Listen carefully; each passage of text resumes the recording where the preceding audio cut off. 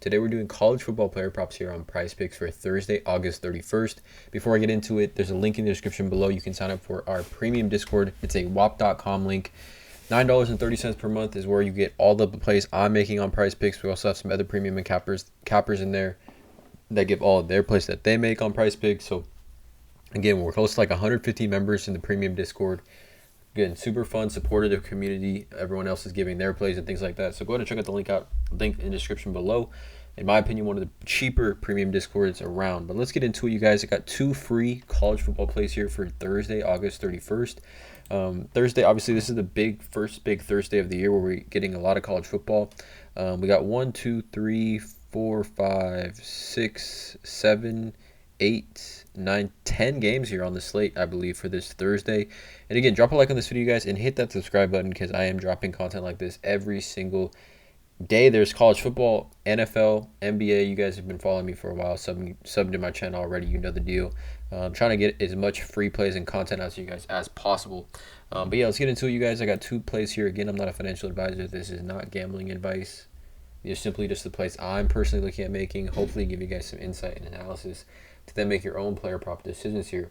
But I keep in mind also as well, I don't love the slate at this current time. Like, obviously, I'm recording this video late Wednesday night. And just the slate overall, like, is just not great. Like, I don't know if, like, there should be much more fantasy scores out here. We already have a fantasy score line here at the time of this video for Friday. Again, I'm just doing 2 plays for the Thursday games only. But the slate is not looking super attractive to me, honestly, guys. So keep that in mind.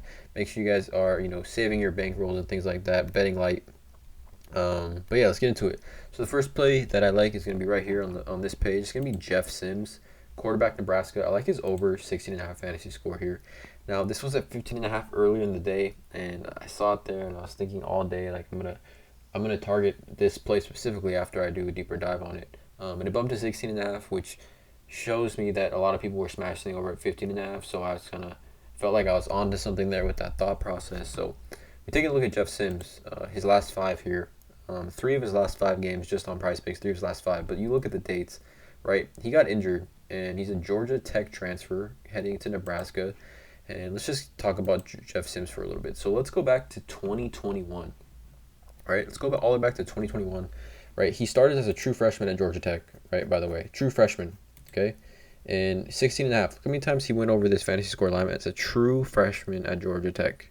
1, 2, 3, 4, 5, 6, 7, 8 of 10 times as a true freshman in the ACC, he went over this line of 16.5 fantasy. So keep that in mind as a true freshman, right? For 29, 33, 39 fantasy points against UNC, 128 yards rushing on the ground, 3 touchdowns. And he can throw the ball too. Multiple games here, 300 passing yards at Virginia versus Pittsburgh, 359. So we know Jeff Sims can throw the ball. And even dating back to last season, right? He gets hurt in this Virginia game. Prior to that, had a nice little, 13.7 against obviously probably the best defense in the country in Clemson. 7.8 against Wisconsin. Mississippi at 6.2. 2 horrible games for him, right? Hoping we don't get this Jeff Sims tomorrow. But then 17, 22, and 27 fantasy in these 3 games, okay? And actually 2 of these games came on the road. So we know Jeff Sims has the ability, right? Without question, he has the ability. But let's just talk about this matchup versus Minnesota. So Minnesota ended the season last year versus Syracuse, and I do believe they bring back like 65% of their starters from defense. So in that Pinstripe Bowl, we saw Syracuse quarterback Garrett Schrader throw for 330 and also have 38 yards on the ground and 2 touchdowns rushing. So Garrett Schrader in that game finished with 28 fantasy points in that game. 28 fantasy points, and he's a running quarterback.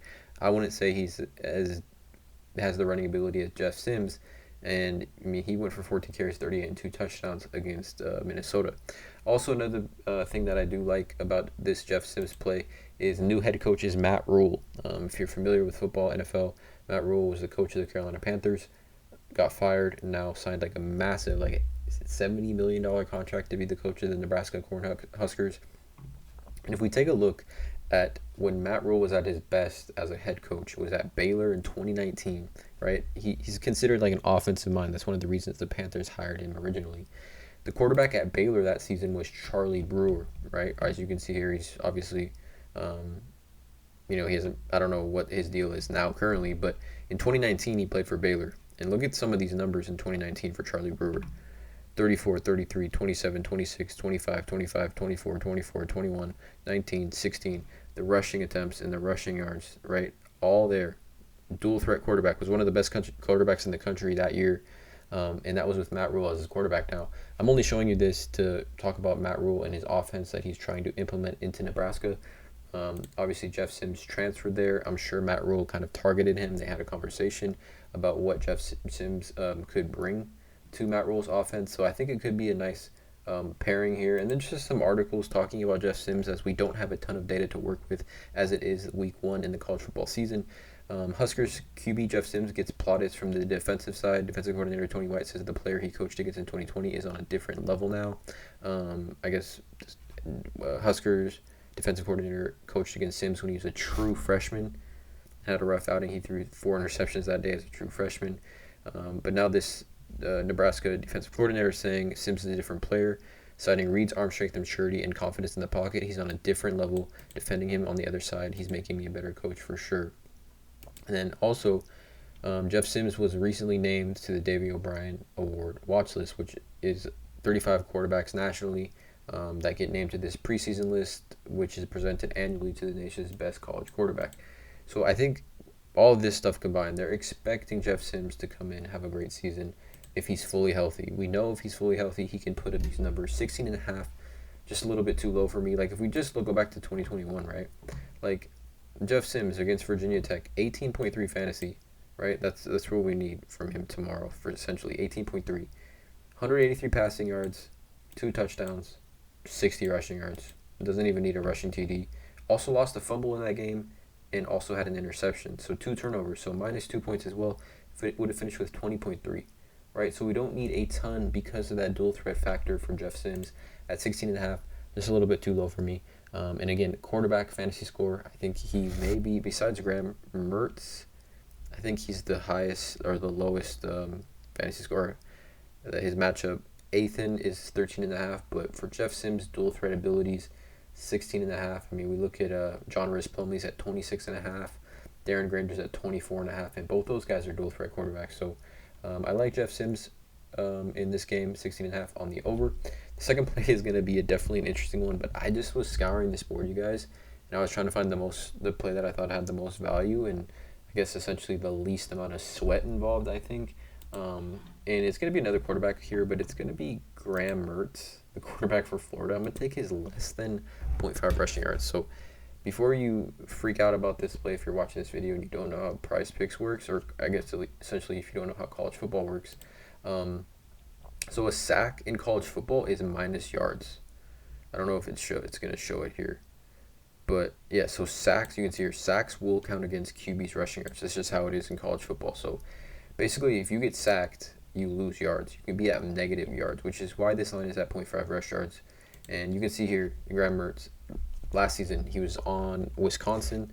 He's on a new system now, but he had -7, -8, -17, and -7. So let's get into why I like this play here. So the under on Graham Mertz is the play. And let's get into this. So again, this video is going to be a little bit longer, but I just felt like I needed to give you guys all the analysis you need. So this is his game log last season with Wisconsin. Okay, so he went over this line 3 times last season. Look how many times he went under this line. 1, 2, 3, 4, 5, 6, 7, 8, 9. 9 of 12 games he went under this line just last season, right? Year before that, in 2021, I believe he was the starter as well. He went under this line in 1, 2, 3, 4, 5, 6, 7, 8, and again 9. I think he played 13 games. So he's gotten under this line 18 of 23 games, 24 games in his career. He's gone under this line, right? Utah, specifically last season, right, had what did they have? They led the Pac-12 or in the nation, right? Most sack yards for loss third most sack yards for loss in the nation at 293. Third most sack yards for loss in the nation at 293. They also were, what did they finish? What is this? 1, 2, 3, 4, 5, 6, 7th most sacks in the country, as well as in the Pac-12. They just absolutely were the best defense in the Pac-12 without question here. led the Pac-12 in sacks, and then obviously led the Pac-12 in sacks yards lost at 293. You can see here SYL means sack yards lost. All right, so going back to this, in matchups last season, Utah versus dual threat quarterbacks. Now, Graham Mertz is not a dual threat quarterback. Bo Nix, 2 carries for -3 yards. So Bo Nix, who's a dual threat quarterback, finished -3 yards against this Utah defense. Dorian Thompson-Robertson, 11 carries for only 8 yards. Okay, we know Graham Mertz is not going to have 11 carries in this matchup. And then Caleb Williams here in this game in the Pac-12 championship, he had 12 carries for 21 yards. Who I would consider Caleb Williams a dual threat quarterback. And in that game, the Utah had 7 sacks in that game. 7 sacks against Caleb Williams in that Pac-12 championship game. You can see here this headline for Utah. Utah defensive line aiming to continue sack Lake City. With returning experience and depth, Utah defensive line should be a strong point this season. All right, last season with Wisconsin, Graham Mertz sacked 23 times last season. 23 times. And if we take a look at this, Florida, their offensive line is only returning 1 starter this year. 1 starter. So it's a brand new offensive line, only 1 returning starter. Okay? 1 returning starter to an offensive line that's looking to protect Graham Mertz against the team that had the 3rd most yards lost in the country last season in Utah on the road. I just don't see Graham Mertz being able to get more than 1 yard, especially when those sacks take minus points here. I mean, if Graham Mertz gets sacks twice, this plays a lock. So, again, let me know in the comments below how you feel about these 2 plays. Hopefully you guys appreciate this research and the content. Drop a like, hit that subscribe button, and as always, let's cash.